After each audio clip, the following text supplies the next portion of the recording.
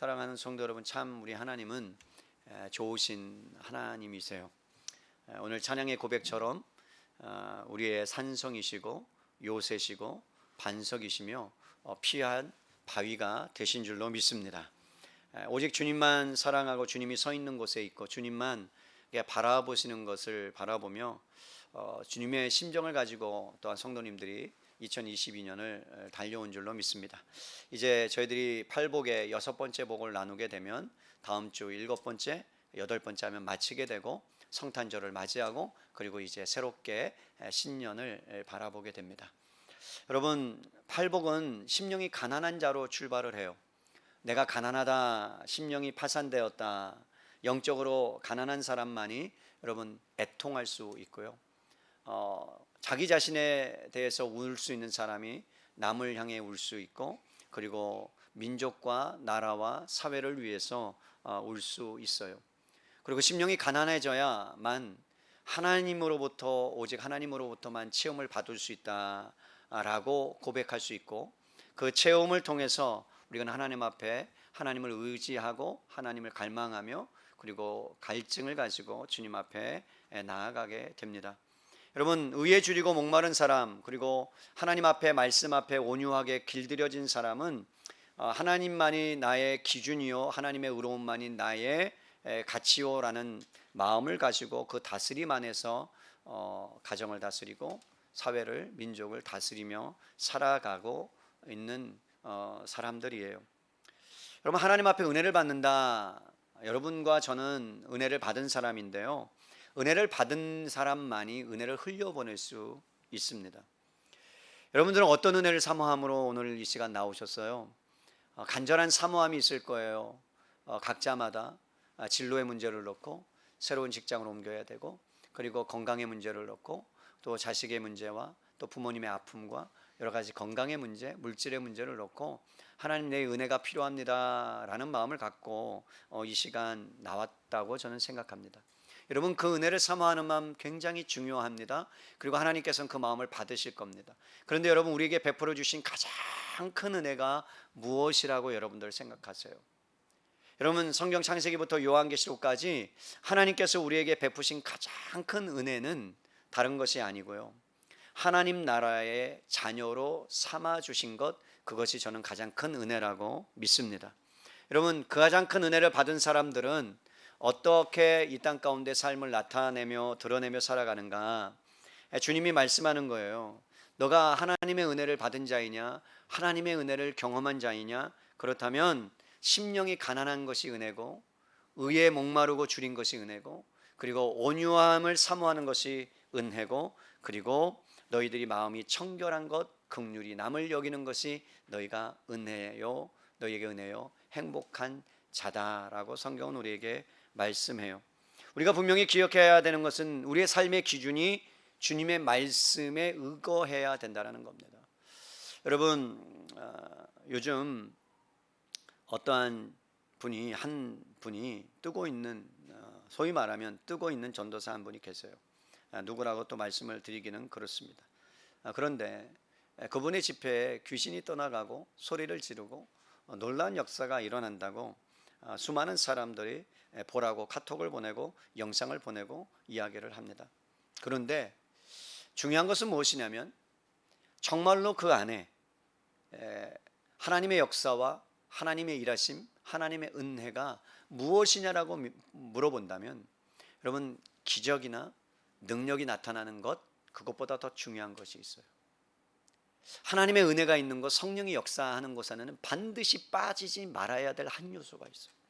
이것이 빠지면 아무리 능력이 나타나고 아무리 기적이 베풀어져도요, 그것은 아닐 가능성이 높습니다. 여러분, 그것이 뭘까요? 하나님의 말씀과 그리고 성령의 역사를 통한 그리스도다움, 그리고 그 안에 그리스도의 영광과 그리스도의 종기와 그리스도의 성품과 그리스도의 인격이 드러나느냐예요. 여러분, 인격이 있는 사역자는 사역을 할 때 반말을 하지 않습니다. 너 이거 해, 이러지 않습니다. 여러분, 신기하고 놀라워요. 우리들이 예전에 집회를 다니거나, 저는 부흥회를 많이 다녔는데 꼭 반말을 하세요. 아니 언제 봤다고 저를? 집회하는 분들이. 근데 그것이 영적인 권위인 양 여러분 그렇게 하는 경우들이 너무나 많았습니다. 그런데 여러분 제가 왜 이 말씀을 드리냐면 너무나도 혼탁한 시대에 우리가 살아가고 있기 때문에 그래요. 어느 것이 진리인지 어느 것이 정말로 하나님께서 말씀하시는 건지 모르는 시대에, 잘 분별하지 못하는 시대에 우리는 살아가고 있기 때문에 우리의 기준점이 무엇이어야 되느냐? 말씀이어야 된다는 거예요. 왜 은혜 사랑의 교회가 말씀을 강조합니까? 여러분 우리도 기적이 나타나요. 능력이 나타나요. 그건 하나님 주권에 달려 있어요. 살릴 자를 살릴 거예요, 하나님이. 아멘입니까?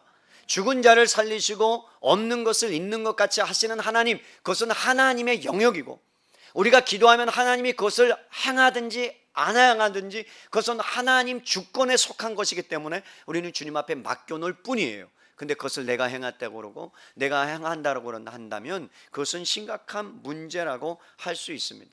그렇기 때문에 오늘 우리가 심령이 가난한 자로부터 마음이 청결한 자에 이르기까지 그 중심에 가장 근원적인 여러분 중심에 놓여 있는 말씀이 뭐냐면, 기준이 뭐냐면 하나님의 말씀이다라고 제가 또 성경이 여러분들에게 가르쳐주고 있다라는 것입니다. 여러분 심령이 가난한 자, 애통하는 자, 그리고 온유한 자, 의에 줄이고 목마른 자, 긍휼히 여기는 자, 그리고 마음이 청결한 자, 한결같이 이 은혜의 공통점이 있습니다. 그 공통점이 뭔지 아십니까? 주님이 아신다는 거예요. 누가 아신다고요? 주님이. 여러분의 아픔도, 여러분의 눈물도, 여러분의 애통함도, 여러분이 변하지 않는 모습도, 똑같은 죄를 무한히 반복하는 그 아픔까지도 주님이 다 아신다는 거예요. 아실 뿐만 아니라 주님은 그냥 계시는 것이 아니라 반드시 그 자리에서 함께 하시고, 여러분이 억울한 일을 당할 때 탄원하시고 신원하시고 대신 그 원수를 갚아주신다라고 성경은 말씀하고 있어요. 여러분들이 변하지 않는 것 같아도, 내가 변하지 않는 것 같아도 주님은 여러분들을 고치시고 계시는 줄로 믿습니다. 좀 더딘 것 뿐이에요. 나는 정말로 빨리 변하고 싶은데, 더 많이 변하고 싶은데, 그런데 그것이 잘 안 돼도 여러분들은 조금씩 변하고 있다는 사실은 변함이 없습니다.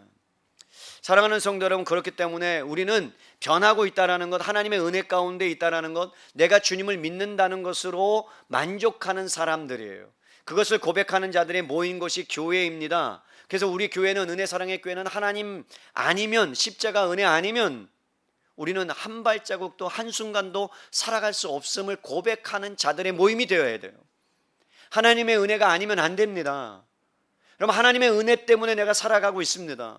하나님 은혜가 아니면 나는 한 발자국도 살 수 없는 존재입니다 라는 고백, 그 사람들이 모인 곳이 바로 교회예요. 여러분 오늘 특별히 하나님께서 우리에게 마음이 청결한 자에게 복이 있다라고 말씀하시고 또 주는 그 놀라운 은혜가 뭐냐면 하나님을 본다라고 말합니다. 사람들은 이 땅을 살아가면서 무엇인가를 보면서 살아가요. 오늘도 저는 여러분들을 봅니다. 그리고 여러분 차를 타고 오면서 옆에 있는 건물들을 봤고 자연을 보며 살아갑니다. 그리고 또 여러분 보지 않기를 원하지만 그냥 자연스럽게 내 눈에 들어오는 여러분 많은 것들이 있습니다. 그리고 어떤 사람들은 무엇인가를 보기를 원하면서 살아갑니다. 여러분 그 사람이 보기를 원하는 것이 무엇인가? 어떤 사람들은요 아름다운 자연을 보기 위해서 여행을 가기도 합니다. 여러분 아름다운 세상으로 만들어지는 것을 원해서 새로운 NGO 단체나 여러분 여러 가지 단체에 속해서 세상을 바꾸려고 합니다. 어떤 사람들은 이 세상에서 건강을 보기를 원해서 성공한 자신을 보기 위해서 열심히 공부하고 노력합니다. 여러분 무엇보다 자식이 잘 되기를 원하죠? 아니에요. 다시요. 무엇보다 자식들이 잘 되기를 원하죠? 격길로 가기를 원합니까? 그냥 망하기를 원하세요? 아니잖아요. 자식이 잘 되기를 원하죠. 세상에서 성공하는 모습을 보기를 원하죠. 그래서 여러분 어떤 의미에서는 세상 사람들이나 믿는 사람들이나 동일하게 평생에 무엇인가를 보면서 살아가기를 원하는 거예요. 그런데 여러분 그 사람이 무엇인가를 원하는 것을 보면, 깊이 들어가 보면 그 사람의 질이 결정됩니다. 그 사람이 무엇을 원하는지, 가치가 무엇인지, 그 사람이 추구하고 있는 바가 무엇인지 너무나도 리얼하게 드러납니다. 여러분 무엇을 보기를 원하세요? 제가 신방을 하거나 여러분 많은 성도님들을 보면 만나면 공통적으로 한 가지 이야기를 하세요. 지쳐있는 사람이든 아니면 삶의 만족감을 얻는 사람이든, 목사님, 저희 평생에 한 가지 소원이 있다면 믿는 사람으로서 하나님을 보고 싶습니다. 여러분 그렇죠? 하나님을 보고 싶죠? 아멘입니까? 내 눈에 딱 나타나서 나다 그러면 얼마나 좋겠어요. 그죠? 그런 마음이 있어요. 어떨 때? 삶이 좀 힘들어질 때, 고단할 때.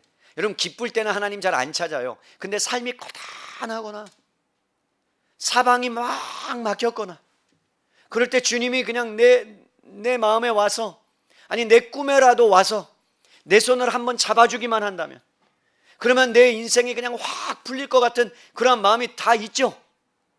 아니에요? 다 있잖아요. 저도 그럴 때가 있단 말이에요. 여러분 평생 한 번만이라도 볼 수 있으면 얼마나 좋겠어요. 기독교의 역사를 볼 때 경건한 믿음의 선배들도 모두 다 우리가 동일하게 생각하는 하나님 보기를 원하고 갈망한 사람들이었습니다. 그런데 여러분 신기하게 그들의 전기를 읽어보면 하나님을 봤다는 분들이 너무나 많아요. 하나님을 만났다는 거예요. 그로 인해서 행복했다라고 이야기합니다.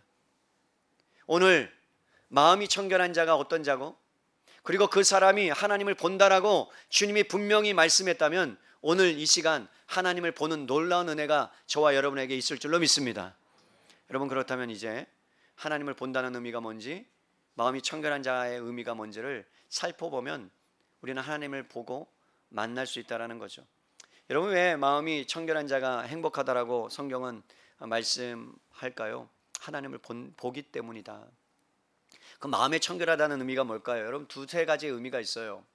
첫 번째 의미는 뭐냐면 먼저 마음이 청결하다 그랬어요. 여러분 행동보다 마음을 강조하고 있습니다. 마음은 영어로 heart고요. 여러분 헬라어로는 카르디아라는 말이고 히브리어는 레바브라는 단어를 썼어요. 한마디로 말하면 신체 기관을 나타내는 심장을 의미하긴 하지만 가장 기본적이고 중요한 어떠한 인격의 좌소, 어떠한 존재, 위치 이런 것을 마음이라고 표현합니다. 잠언 4장 23절에 말씀하기를 무릇 지킬 만한 것보다 더욱 내 무엇을 지키라? 마음을 지키라. 생명의 근원이 이에서 남이니라. 여러분 놀랍지 않아요? 마음을 지키는 게 어떻게 생명과 연결됩니까? 사람이 마음을 어떻게 쓰느냐에 따라서 생명이 거기로부터 난다라는 말씀, 생명의 원천이라는 말씀, 생명의 근원이, 존재의 본질이 여러분 마음으로부터 나온다는 거예요. 우리가 어떻게 할 수 있죠? 여러분 마음이, 여러분 남을 미워하기 시작해 보세요. 그러면요 그 마음이 미워함을 넘어가요. 미워함을 넘어가면 저주하기 시작하죠. 저주를 넘어가면 여러분 행동으로 나타나요. 그러면서 그 미워함이 여러분 사람을 치고 싶은 마음을 여러분 그 마음이 어떻게 해요? 사람을 죽이는 데까지 나가요. 누구였죠? 모세. 자기 민족이 동포가 고통을 당하는 모습을 봤어요. 그러다가 여러분 몇 번이나 보니까 마음에 작동하기 시작했어요. 이러면 안 되는데, 내 민족을 보호해야 되는데, 그러면서 여러분 싸움을 말리기도 하고, 그러다가 어느 순간에 여러분 애굽 사람을 쳐서 죽입니다. 그 마음 가운데 어떤 마음이 든 거예요? 억울한 마음이 있었겠죠. 미워하는 마음이 있었겠죠. 그런데 성경은 뭐라고 말해요? 생명의 근원이 거기서 난다라고 이야기하잖아요. 그러면서 행동으로 표출됩니다. 결국에는 죽음까지 이르는 살인을 저지르고 마는 거죠. 여러분 다윗은 어땠어요? 부귀영화 다 누렸잖아요. 그죠? 가질 것 다 가져봤잖아요. 아니 뭐가 더한다고? 아니 다 누렸잖아요. 왕으로 갖고 싶은 거 명령하면 여러분 한 가지부터 10가지까지 척척척척 여러분 다 그냥 밑에 있는 그 신하들이 부하들이 다 움직이잖아요. 가서 쳐라 그러면 가서 치게 되고. 그런데 어떤 일이 일어나요?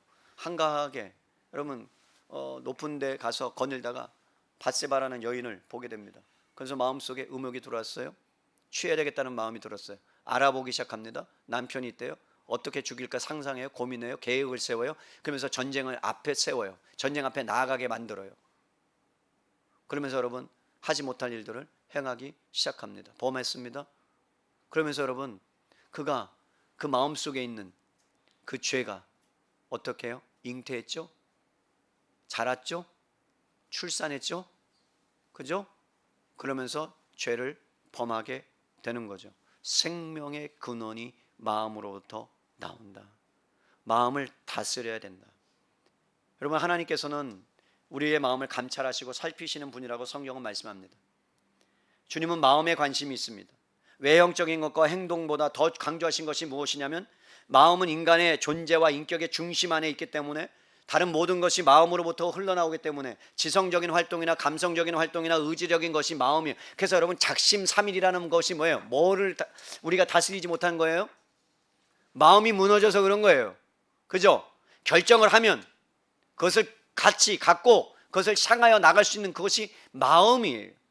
여러분, 마음의 감정의 중심일 뿐만 아니라 지성과 의지의 중심이기도 합니다. 그래서 여러분, 어떤 면에서 마음은 전인격적인 것을 의미해요. 그래서 인간의 모든 문제가 어디로부터 나오느냐? 여러분, 사람의 마음으로부터 나온다라고 성경은 말합니다. 너희가 더러운 이유가 뭔 줄 아느냐? 너희가 바깥으로 나온 것이 더럽다고 생각하지 마라. 바리새인들아, 너희 안에 있는 그 마음이 문제다. 그 마음이 더러워지면 그 마음으로부터 뭐가 나온다고요? 더러움이 나오게 된다 라고 성경은 말씀하는 거예요. 여러분, 예레미야 선지자가 이렇게 말씀합니다. 만물보다 거짓되고 심히 부패한 것이 뭐라고요? 마음이라고요. 우리의 마음을 안 펼쳐 보여서 그렇지 더러운 마음으로 여러분, 우리는 물들여져 있다. 성경이 그렇게 인간을 진단합니다. 인간의 마음이 타락하고 죄의 결과로 악하고 부패했기 때문에 사람들의 모든 문제거리가 거기로부터 여러분 발생하는 거예요. 여러분, 왜 이 세상이 망가집니까? 왜 이 나라가 망가져 갑니까? 다른 게 아니에요. 마음의 문제예요.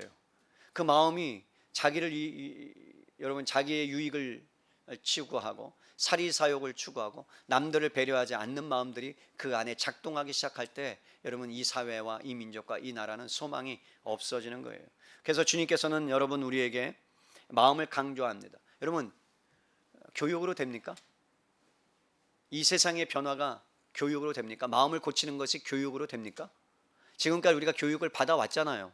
아이를 그렇게 잘 가르쳤잖아요. 오른쪽으로 걸어라, 손 들고 걸어라. 그렇게 해서라도 그나마 다행입니다. 그런데 어느 순간에 배우게 되고 공부하게 되고 여러분, 지식이 들어가는 사람이 훨씬 더 사기를 잘 칩니다. 맞아요, 안 맞아요? 아니에요? 맞아요.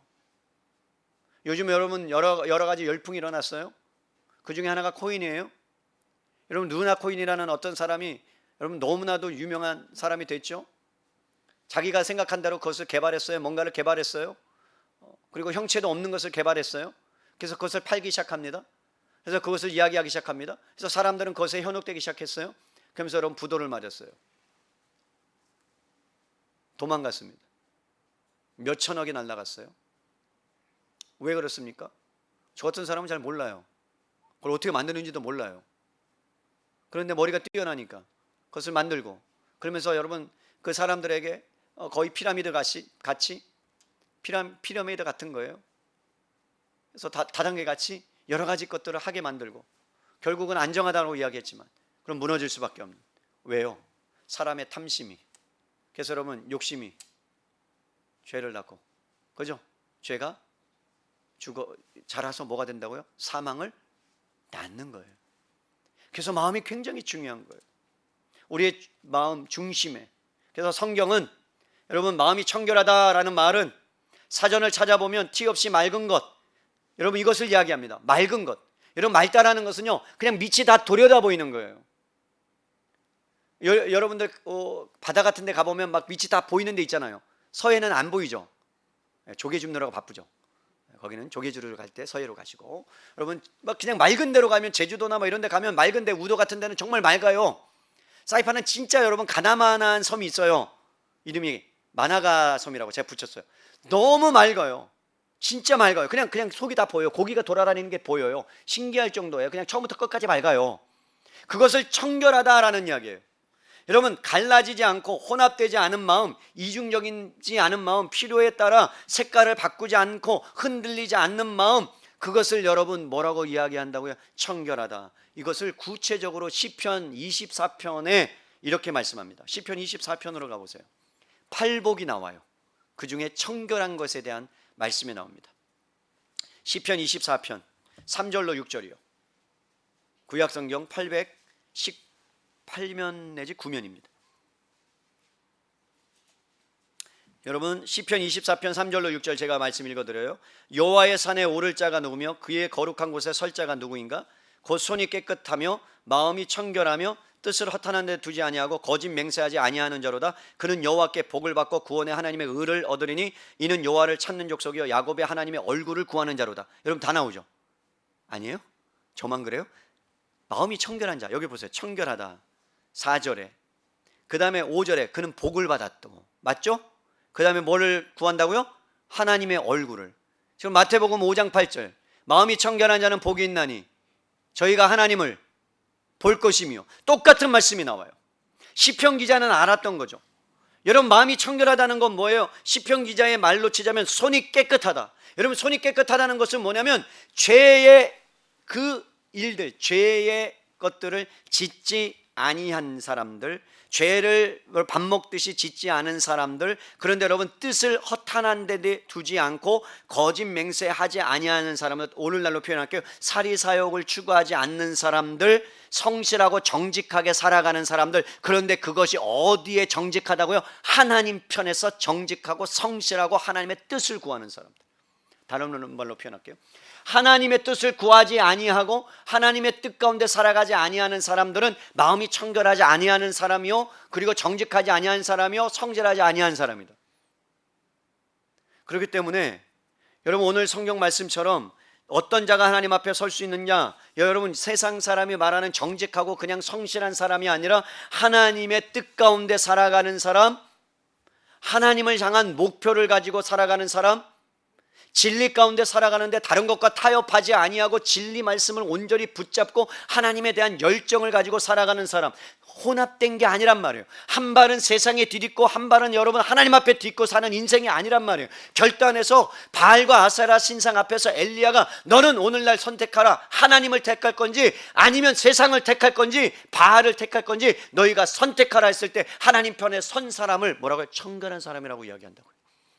근데 오늘날 우리가 살아가면서 얼마나 우리는 혼탁해져 가고 있습니까?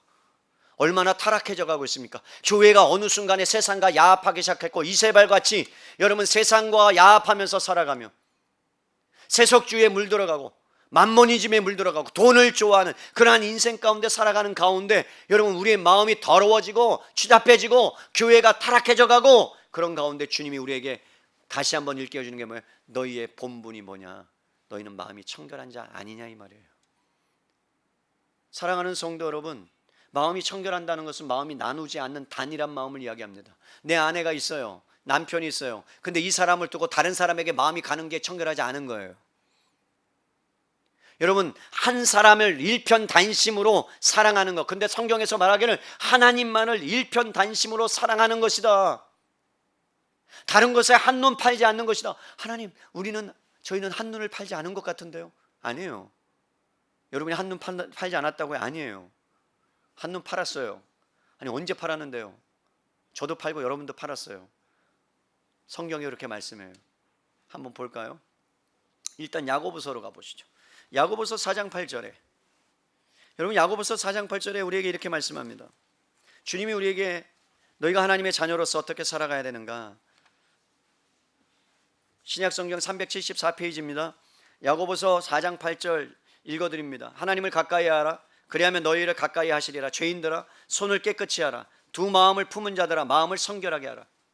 여러분 지금 야고보서는 여러분 믿음의 신자들에게 이야기하는 거예요. 12지파에게 무난하는 거예요. 그렇다면 이 편지는요 믿는 사람들에게 말하는 거예요. 뭐 하고 있다는 거예요? 지금 두 마음을 품고 있다는 거예요.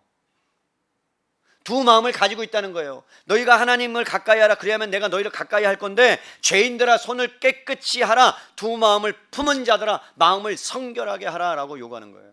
너희가 하나님의 자녀인데, 그리고 하나님의 백성인데, 마음이 청결한 자로 부르심을 받았는데 어떻게 너희가 또 하나님 외에 다른 것을 더 사랑하며 살아갈 수 있느냐? 돌이키란 말이에요. 다시 돌아오라고 주님이 말씀하는 거예요. 두 마음을 품은 자들에게 권고합니다. 청결하라고. 갈라진 마음을, 방향을 잡지 못한 마음을. 여러분 목표가 흔들리면 그 길을 아무리 가도 잘 못 가요. 맞죠? 목표점을 저기다 둬야 되는데 그 목표점이 흔들리고 다른 목표점이 생기면요, 그 길 벗어나서 가게 되어 있는 거예요. 다시 돌아가야 돼요. 목표점을 향하여.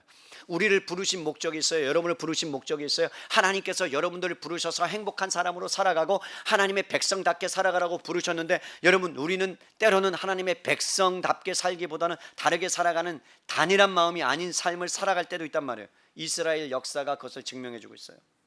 여러분, 이스라엘 백성은 하나님을 사랑했습니다. 그런데 사랑한다고 고백했지만 그들은 바알과 온갖 우상들을 함께 사랑했습니다. 집안의 우상들을 만들어 놓고 사랑했습니다. 그래서 하나님이 필요할 때는 하나님을 붙잡았습니다. 근데 하나님께 기도하고 붙잡았던 그 인생이 어느 순간에 기도해도 응답이 없자 하나님을 뒤로 하고, 여러분, 자기가 또 다른 신을, 그래서 여러분, 바알과 아세라, 그때 당시에 신이 너무나 많았어요. 농사의 신이 있었고, 햇빛의 신이 있었고, 물의 신이 있었고, 여러분, 비의 신이 있었어요. 비가 3년 반 안 내려오니까, 여러분, 안 내리니까 바알과 아세라는 자기의 몸을 해하면서 기도하지 않습니까? 여러분, 자기에게 필요한 것들. 그래서 여러분, 교회 다니는 사람들 중에 이제 2023년이 되면 이상하지만, 죄송하지만 교회 다니는 권사님들, 집사님들 가운데도 우리 교회는 없어요. 다행히 점집에 가는 분들이 계세요. 충격이죠? 아니에요? 점집에 갈 때 저한테 얘기하고 가세요. 좋은 점집 가르쳐 드릴게요. 계룡산에 있어요. 계룡산에. 아시겠죠? 제가 가르쳐 드릴 거예요. 신기한 건, 죄송한 얘기지만 목사들도 간답니다. 내년에 교회가 부흥할지 성장할지 난 안 믿고 싶어졌어요. 그게. 근데 우리나라에서 진짜 용한 무당이 새롭게 하소서에 출연을 했어요. 그럼 예수님을 믿고, 여러분들이 알만한 목사 이름, 자기가 되면 깜짝 놀랄만한 목사님들이 왔다 간다는 거예요. 그가 거짓말 했을 수도 있다고 믿고 싶어요. 근데 저는 하나님 한 분만으로 만족을 못하는, 아니, 세상과 혼합되어서 세상의 것으로 가득 차고 있는 하나님을 믿는 것일까라는 저는 의문이 들기도 합니다. 여러분, 마음이 청결하다는 것은 섞이지 않은 거예요. 마음의 일부분만 하나님을 향해 있는 게 아니에요. 다른 한 부분은 세상을 향해 있는 양다리 걸치라는 게 아니에요. 세상을 등지라는 게 아니에요. 무인도로 가라는 게 아니에요. 세상에 들어갔지만 거기서 순결한 100% 그리스도인으로 우리가 살아야 되는 것, 마음이 분산하지 않고, 여러분, 어떠한 세상이 여러분들을 휩쓴다 할지라도 여러분의 마음만큼은 하나님을 향하여 계속해서 그분을 바라보는 사람, 그것이 뭐라고요? 마음이 청결한 사람이다. 이것을 마태 기자는 이렇게 표현해요. 마태복음 22장으로 가보세요. 이것이 마음이 청결한 자다. 22장 37절로 38절 말씀입니다.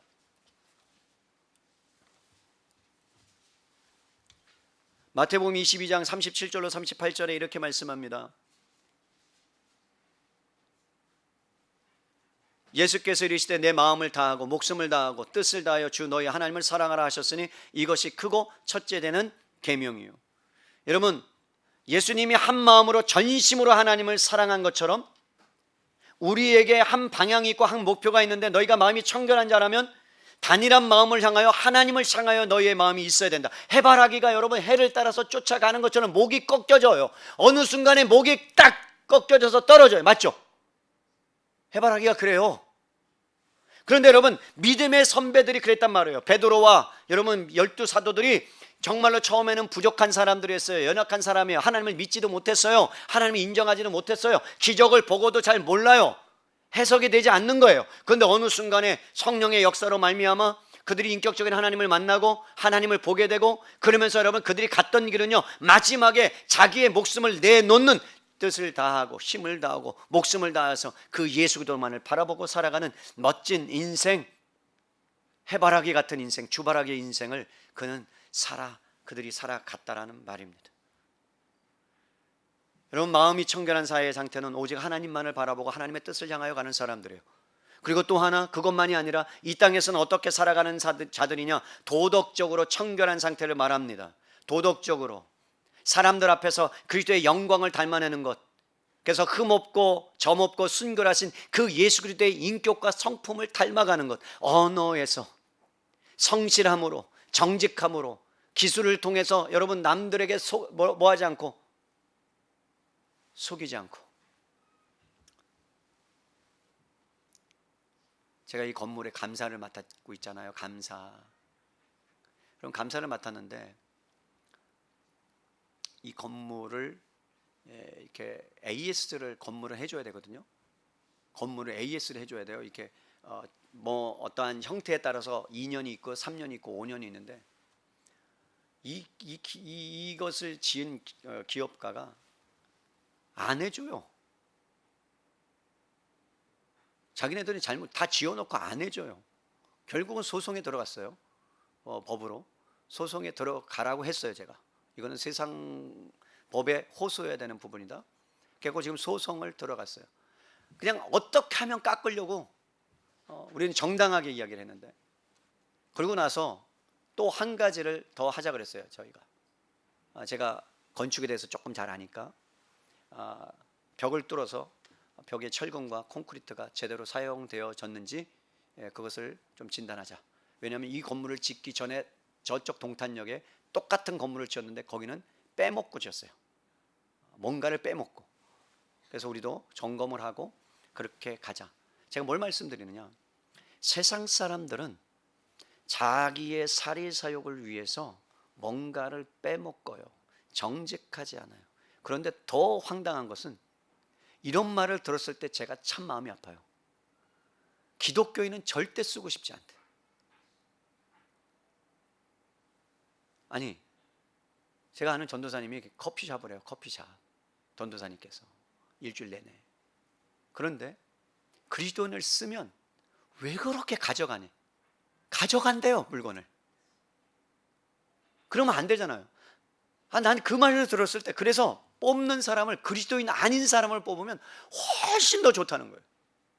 아멘. 뭘 아멘해요. 너무 가슴 아픈 거 아니에요? 직장에서도 갑질은 그리스도인들이 더 많이 해요. 예수 믿는다는 이유로. 너무 안타까운 거예요. 물론 예수님을 믿어서 정말로 그만큼 한 거니까, 제가 안 믿었으면 더 했을 거예요. 그걸로 위로받아요. 안 믿었으면 더 악랄했을 거예요. 믿으니까 그 정도지. 그럼에도 불구하고 마음이 청결한 자라면, 예수님의 백성이 됐다면 주님이 뭐라고 말해요? 그리스도의 닮은 흔적이 있어야 된다. 사랑하는 성도 여러분, 여러분들이 정말 하나님의 자녀라면 여러분들은 예전보다 지금이 훨씬 더 하나님을 닮아가는 모습이 있어야 되는 줄로 믿습니다. 여러분이 오늘보다 내일이, 내일보다 내년이 훨씬 더 하나님의 성품이 여러분 안에 드러나고 나타나고, 그리고 그것을 통해서 하나님께 영광 돌리는 삶을 살아가는 자, 그 자만이 뭐라고요? 하나님을 보는 놀라운 은혜의 역사가 있다라는 거예요. 그렇다면 여러분, 청결하라는 말의 결론은 뭐냐면 모든 삶에서 하나님의 영광을 위해서 살아가는 거예요. 그래서 여러분의 인생의 목표와 목적이 하나님을 갈망하고 하나님을 알고자 하는 열망과 사랑으로 그것들을 살아내는 거예요. 그러면 모든 관심이 하나님께서 원하는 관심으로 여러분의 관심을 갖게 됩니다. 놀랍게도. 근데 그게 피곤한 것 같아요. 그게 손해보는 것 같아요. 희한하게 내 시간이 빼앗기는 것 같아요. 그런데 그렇게 하고 나면 하나님께서 주시는 놀라운 은혜를 경험해요. 난 손해보는 것 같은데, 나는 빼앗긴 것 같은데, 그런데 주님께서 놀랍게 채워주신다니까요. 하나님의 은혜를, 그리고 하나님을 만나는 역사를 허락해 주신다니까요. 그럼 여러분, 하나님을 본다는 의미가 뭔지 이제 청결하다는 걸 알았으니까. 그러면 여러분, 하나님을 본다는 말이 뭘까요? 믿음의 선진들이 하나님을 봤다고 말합니다. 이사야가 여러분 하나님을 봤어요. 이사야 6장 1절에서 5절에 보면 이렇게 말씀합니다. 우스야 왕의 죽던 해에 내가 본즉, 이사야가 본즉 주께서 높이 들린 보좌에 앉으셨는데, 놀란 건 이거예요. 화로다. 여러분, 예수님은 하나님을 만나면 막 기뻐해야 되잖아요. 막 춤춰야 되잖아요. 그런데 뭐라고 얘기해요? 화로다 나로 망하게 되었도다. 나의 입술이 부정한 사람이요, 입술이 부정한 사람 중에 거하면서 만군의 여호와 왕을 배웠구나. 그러면서 막 탄식하며 하나님 앞에 울어요. 하나님을 봤는데 왜 그럴까요? 여러분, 욥기 42장에 보면 이렇게 말씀합니다. 욥기가 내가 말하겠사오니 주여 들으시고 내가 주께 묻겠사오니 주여 내게 알게 하옵소서. 내가 주께 대하여 귀로 듣기만 하였는데 이제는 눈으로 주를 뵙습니다. 여러분, 눈으로 봤대요. 얼마나 행복하겠어요. 그런데 이렇게 얘기해요. 그러므로 내가 스스로 한하여 티끌과 재 가운데서 회개합니다. 놀랍죠? 하나님을 봤는데 여러분 그토록 여러분들이 하나님을 원하고 하나님을 보기를 원하는데 구약의 선지자들, 구약의 사람들은 뭐라고요? 하나님을 볼 때마다 탄식하고 자기의 죄를 보게 되고 그리고 뭐 했다고요? 회개했다고요? 출애굽기 33장 20절에 모세는 이렇게 이야기합니다. 여러분 하나님께서 모세에게 주신 말씀이에요. 가라사대 내가 내 얼굴을 보지 못하려니 나를 보고 살 자가 없음이니라. 그러면 여러분 구약시대 때 하나님 얼굴을 볼 사람이 있다는 거예요? 없다는 거예요? 없다는 거예요. 하나님을 볼 수 없다는 거예요. 하나님을 보면 죽는다는 거예요. 왜냐하면 우리가 죄인이기 때문에. 여러분 강렬한 햇빛을 보면 햇빛을 계속 쳐다볼 수 없어요. 맞죠? 눈이 멀어요. 맞아요 안 맞아요? 너무나 강력하니까. 그래서 여러분 햇빛을 보다가 눈이 감겨지는 것은 눈을 보호하기 위한 작동이잖아요. 결국은 여러분 그 광명한 태양을 보고도 우리의 눈이 멀지경이라면, 태양과 비교할 수 없는 빛 대신 그 놀라우신 하나님의 의로우심이 우리 안에 비춰진다면 우리는요 견딜 수 없어요. 그 앞에서 여러분 우리는 눈 뜰 수도 없고요, 고개를 들 수도 없어요. 아버지라 부를 수도 없는 게 구약의 시대의 상황이었어요. 그런데 놀랍게도 우리가 구약에 태어나지 않은 게 얼마나 감사하지. 여러분 하나님께서 예수님을 이 땅에 보내시고 그리고 이렇게 말씀하셨습니다. 내가 진실로 진실로 내게 이르노니 사람이 거듭나지 아니하면 하나님 나라를 볼 수 없느니라. 다른 말로 할게요. 너희가 거듭나면 하나님 나라를 볼 수 있다 없다? 있다. 그럼 여러분 하나님 나라를 본다는 것은 예수님을 본다는 것이고, 예수님을 본다는 것은 하나님을 봤다는 것이고, 그래서 하나님을 만난 사람이고 본 사람이에요. 그러면 저와 여러분은 예수님을 만났습니까? 아멘. 그럼 여러분은 하나님을 본 거예요 안 본 거예요? 본 거예요. 오리발 내리지 마세요. 이제 본 거예요. 기도하지 마세요. 막 보게 해달라고. 여러분 봤어요. 예수님 만났으니까. 여러분 도마가 그랬어요. 도마가 예수님이 부활하신 다음에 여러분 찾아왔어요. 제자들에게 왔어요. 그랬더니 도마가 뭐라는 거예요?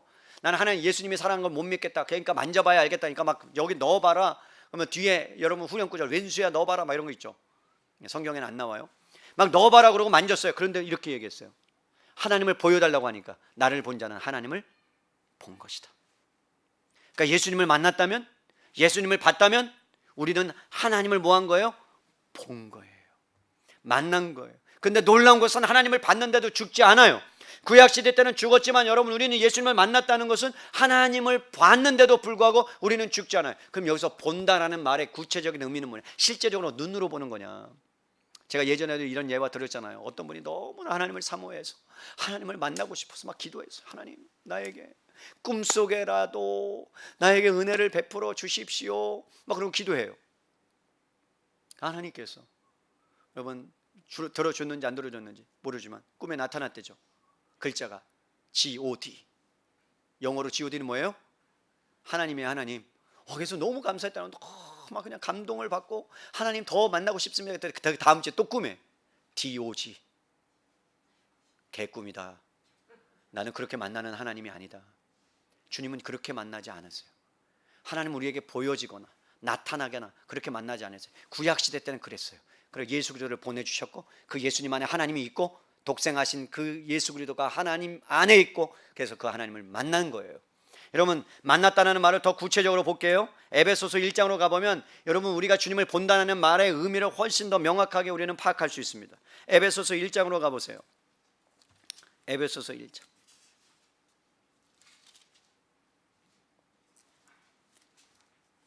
에베소서 1장 17절로 19절입니다. 여러분 에베소서 1장 17절로 19절을 보면 이렇게 말씀하죠.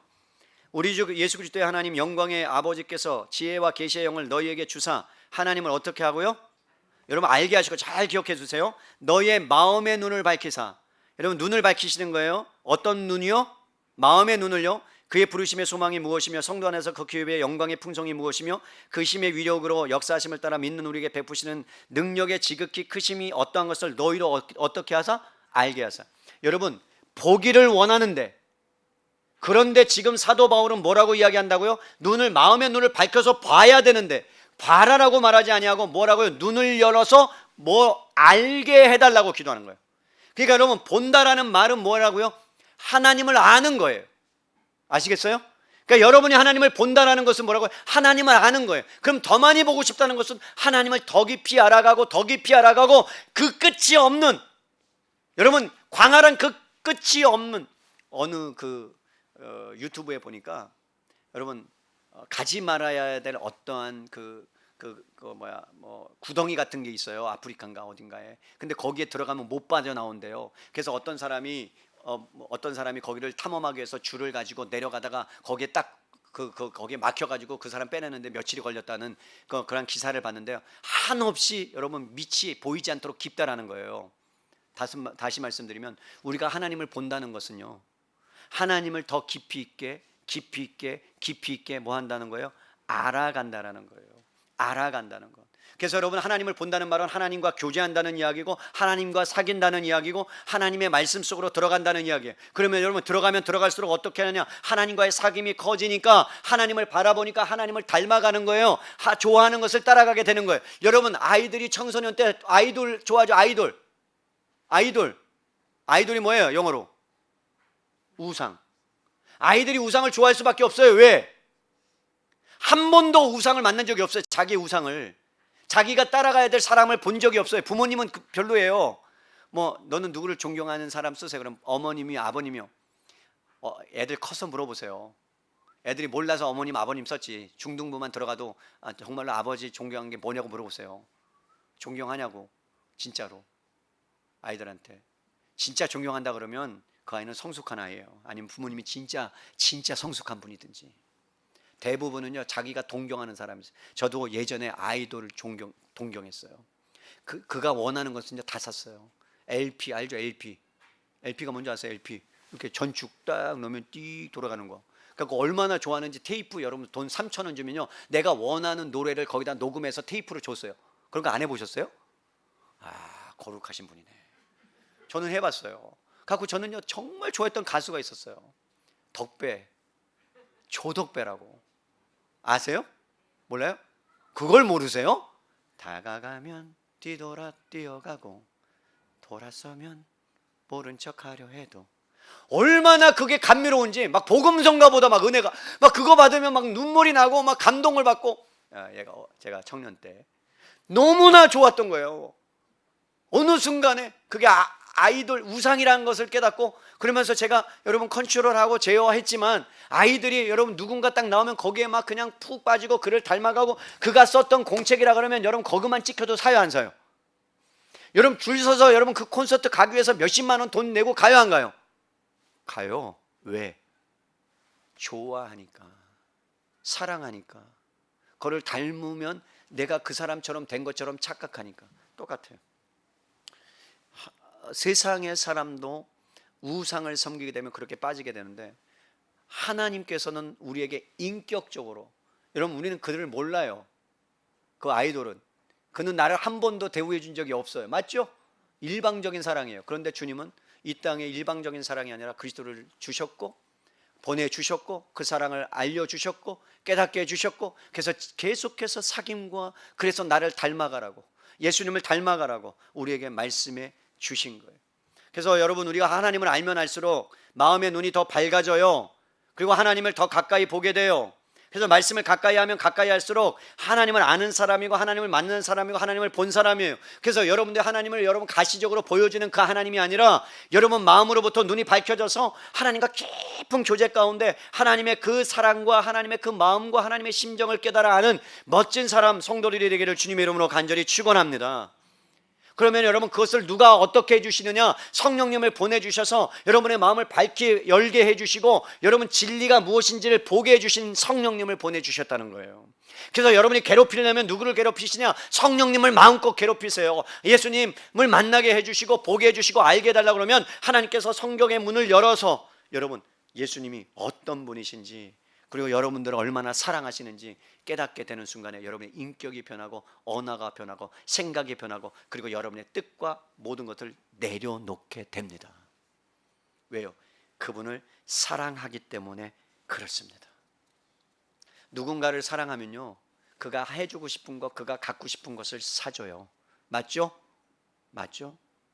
연애 때는요, 뭐든지 해주고 싶은 거예요. 별나라에 달에 있는 그것을 떼서라도 갖다 주고 싶은 거예요. 아니에요? 그런 거 안 했다면 회개하세요. 그리고 날 잡아서 한번 해주세요. 집에다 달 그려놓고 여보 원하는 거 뭐야? 해주셔야 돼요. 평생 가요. 여러분 그거 안 해주시면 결국은 우리의 마음이 하나님을 사랑하는 만큼, 하나님께 가까이 가는 만큼 하나님을 닮아가게 되어 있어요. 그래서 여러분 요한계시록 21장 22장에 보면 이렇게 말씀합니다. 제가 읽어드려요. 내가 새하늘과 새 땅을 보니, 지금 요한이 여러분 환상이 열려서 새하늘과 새 땅을 봤어요. 그런데 여러분 22장에는 뭐라고 말하냐면 그들의 종들이 그를 섬기며 그의 얼굴을 볼 터이요 라고 했어요. 그러니까 그들이 눈을 열었더니 예수 그리스도를 보게 된 거라고 말씀합니다. 그런데 그 사건이 언제 일어났다고요? 요한이 하나님의 환상을 통해서 봤어요.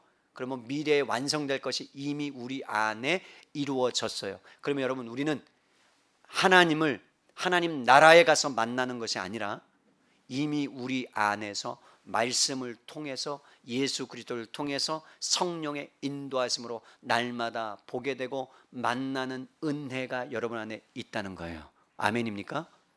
그런 자들이 행복한 사람이라고 성경은 말씀합니다. 이제 말씀의 결론을 내려요. 사랑하는 성도 여러분, 이러한 특권은 아무에게나 주어지는 것이 아닙니다.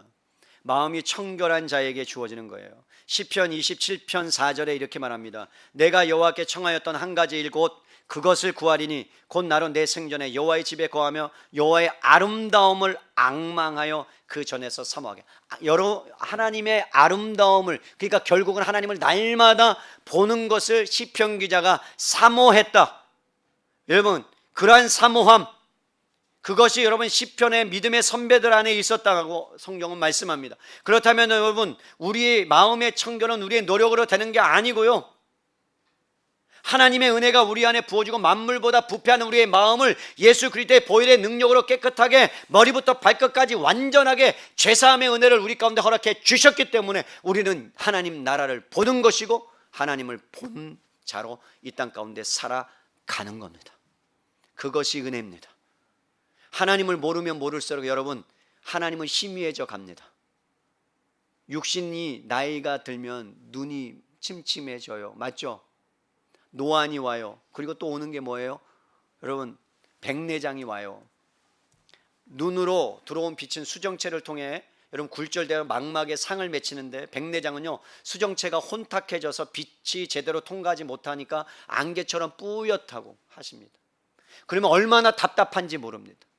여러분 똑같아요. 우리가 마음이 청결한 자로 하나님이 깨끗하게 했는데 우리 마음이 계속해서 더러워지면 하나님을 보고 싶어도 못 봐요. 만나고 싶어도 못 만나요. 왜요? 주님과 나 사이에 가로막힌 죄가 너무나 강력하기 때문에 그 죄의 문제를 걷어야지만, 이 백내장의 그 뿌연 수정체를 갈아 끼워 넣어야지만 제대로 눈이 밝아지고 보는 것처럼 우리 마음의 죄, 그 마음으로부터 나온 육신의 죄악들, 행동들, 그것들이 주님의 보혈의 능력 앞에 씻어질 때 우리는 하나님을 가까이 하고 하나님을 보게 되고 하나님과 더 깊은 여러분 교제 가운데 나아가게 되는 거예요. 그럼 어떻게 되는 줄 아세요?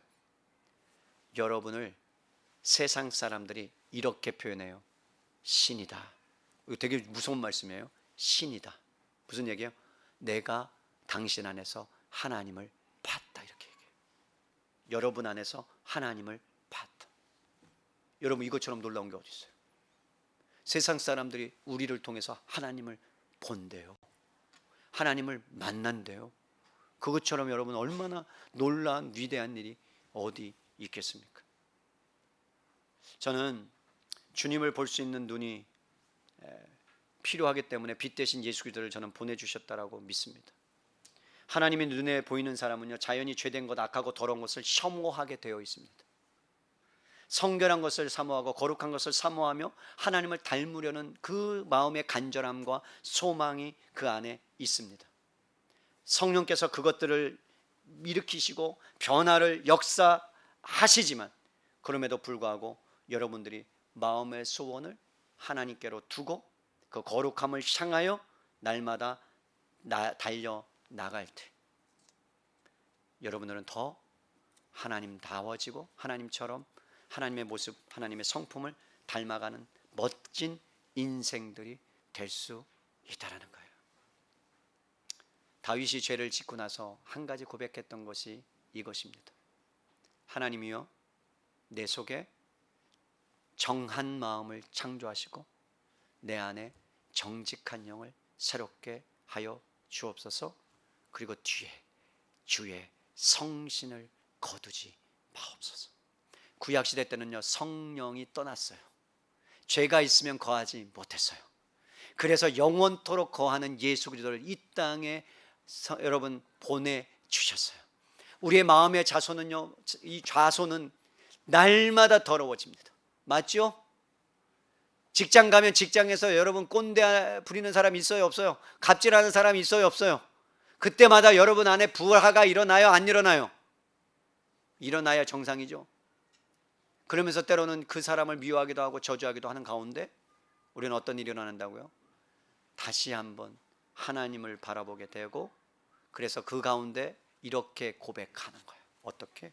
히브리서 11장처럼 이거 이렇게 고백하는 거예요. 12장 2절에 믿음의 주여 또 온전케 하시는 이인 예수를 바라보자. 여러분, 나는 온전하지 않지만 다시 한번 하나님을 바라보고 예수님을 바라보면 다시 그 생명의 빛이 우리에게 비춰지고 우리의 마음을 씻어주시고 정결케 하여 주셔서 다시 한번 마음의 청결한 자로 살아가게 하시는 놀라운 은혜, 그게 여러분 안에 있다고요. 이번 한 주간 살아가실 때에 여러분 예수 그리스도를 바라보고 하나님의 통치 가운데 마음이 청결한 자로 살아갈 수 있는 저와 여러분 되시기를 주님의 이름으로 간절히 축복합니다. 아멘.